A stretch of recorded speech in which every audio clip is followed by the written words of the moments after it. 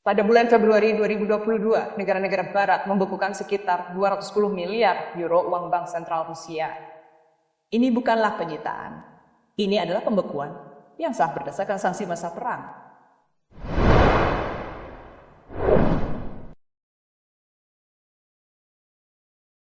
Idenya sederhana, memutus akses Moskow ke cadangannya sendiri.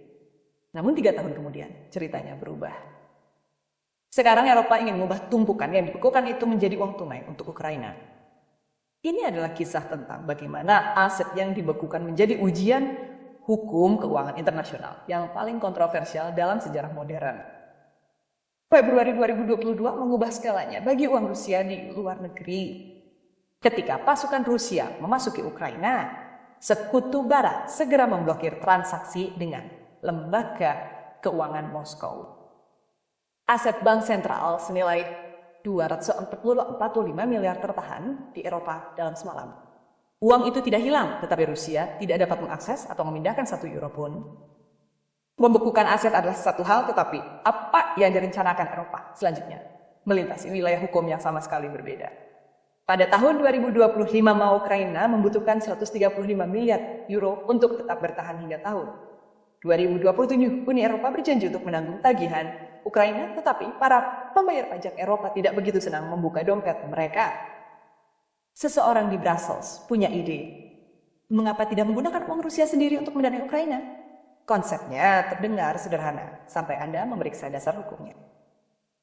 Jadi, Kanselir Jerman Friedrich Merz mengusulkan pinjaman sebesar 140 miliar euro pada bulan September 2025. Pinjaman tersebut akan didukung sepenuhnya oleh aset-aset Rusia yang dibekukan. Presiden Komisi Eropa Ursula von der Leyen menyambut baik rencana tersebut. Ia menyebut skema tersebut diperlukan untuk membantu Ukraina merundingkan perdamaian dari posisi yang kuat. Proposal tersebut menawarkan 2 opsi pendanaan bagi negara-negara anggota untuk dipertimbangkan. Opsi pertama, mengharuskan persetujuan bulat dari semua negara Uni Eropa untuk meminjam uang bersama. Opsi kedua, pinjaman reparasi hanya membutuhkan suara mayoritas yang memenuhi syarat. Pinjaman reparasi akan menyita saldo kas aset-aset Rusia yang dibekukan untuk menutupi 90 miliar euro. Von der Leyen menganggap hal ini sebagai upaya untuk Rusia membayar kerusakan yang ditimbulkan di Ukraina, tetapi para ahli hukum internasional segera menggerakkan bendera merah.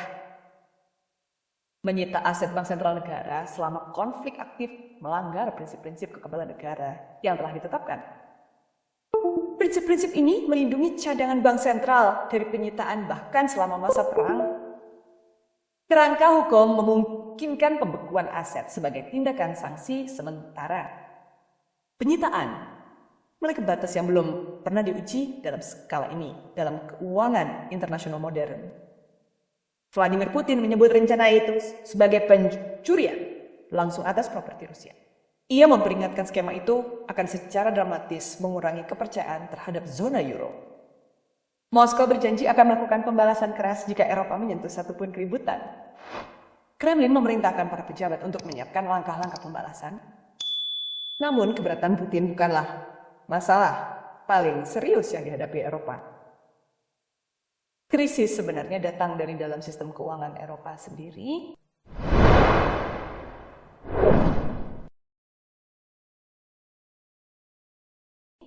Sebagian besar dari miliaran yang dibekukan itu berada di satu tempat, Belgia. Sebuah lembaga clearing keuangan bernama Euroclear menyimpan 185 miliar euro di Brussels. Belgia tiba-tiba mendapati dirinya memegang tang terpanas dalam politik Eropa. Perdana Menteri Belgia Bart De Wever tidak ingin terlibat dengan skema ini. Ia berpendapat bahwa penggunaan aset negara selama konflik aktif belum pernah terjadi sebelumnya. Hukum internasional biasanya menangani masalah seperti itu hanya setelah perang dan melalui penyelesaian damai.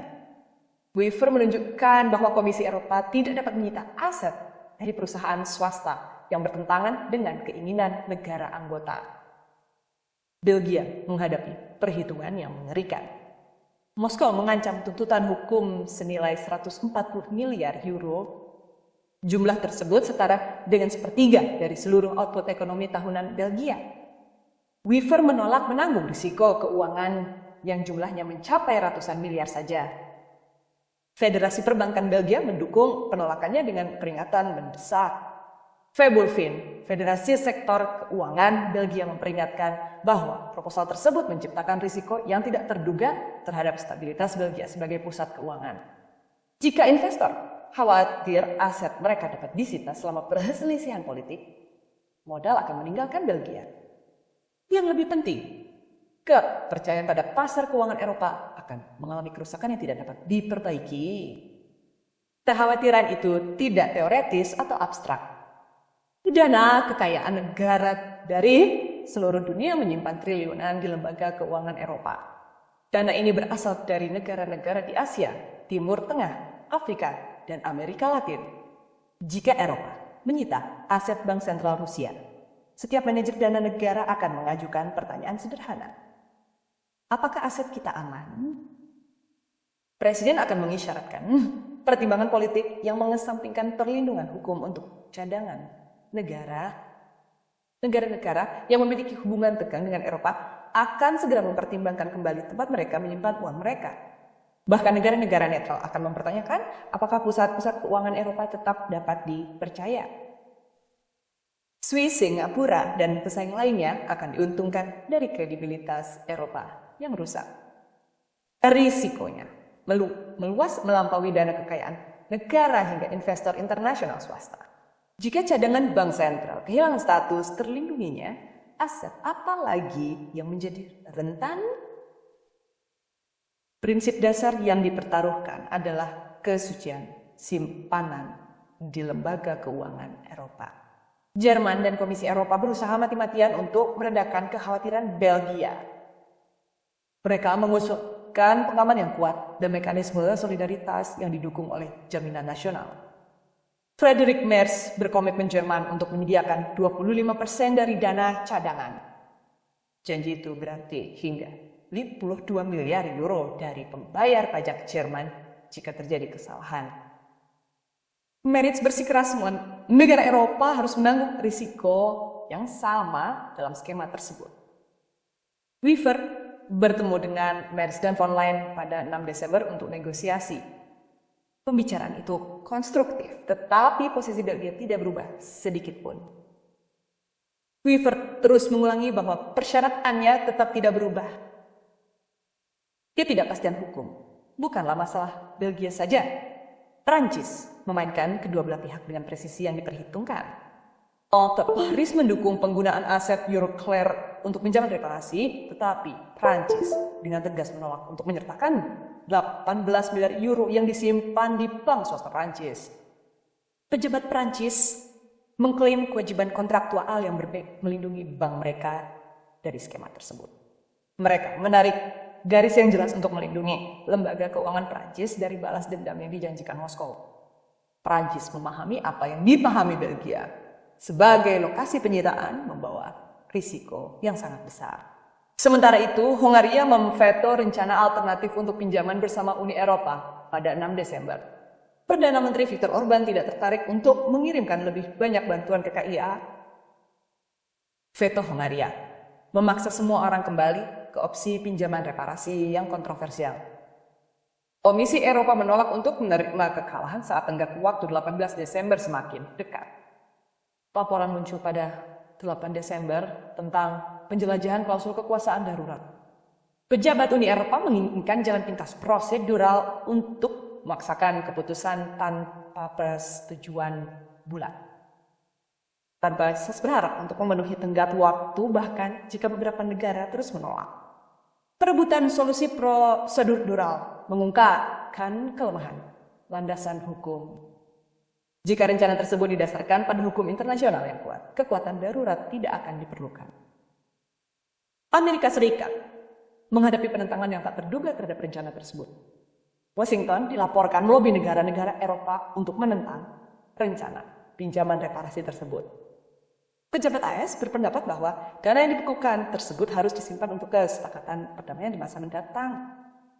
Menggunakan uang tersebut sekarang akan memperumit negosiasi pasca perang. Para pemimpin Eropa menduga Washington menginginkan kendali atas kontrak rekonstruksi.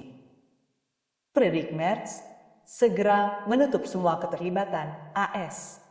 Ia menyatakan tidak ada kemungkinan untuk menyerahkan uang yang dimobilisasi tersebut kepada Amerika. Inggris mendapati dirinya terjebak di antara berbagai tekanan. Inggris memegang aset Rusia yang dibekukan senilai 8 miliar pound sterling. London menginginkan fakta keamanan yang lebih kuat dengan Uni Eropa, tetapi juga perlu menavigasi dengan hati-hati. Inggris mulai mempertimbangkan pinjaman reparasi nasionalnya sendiri sambil menawarkan jaminan untuk skema Uni Eropa. China memberikan kritik tajam. Juru bicara Kementerian Luar Negeri Lin Jian menyebut proposal Eropa tersebut sebagai pelanggaran hukum internasional. Beijing menentang sanksi sepihak yang tidak memiliki otorisasi Dewan Keamanan Perserikatan Bangsa-Bangsa. China mendesak semua pihak untuk tetap tenang dan berjalan menuju deeskalasi melalui dialog.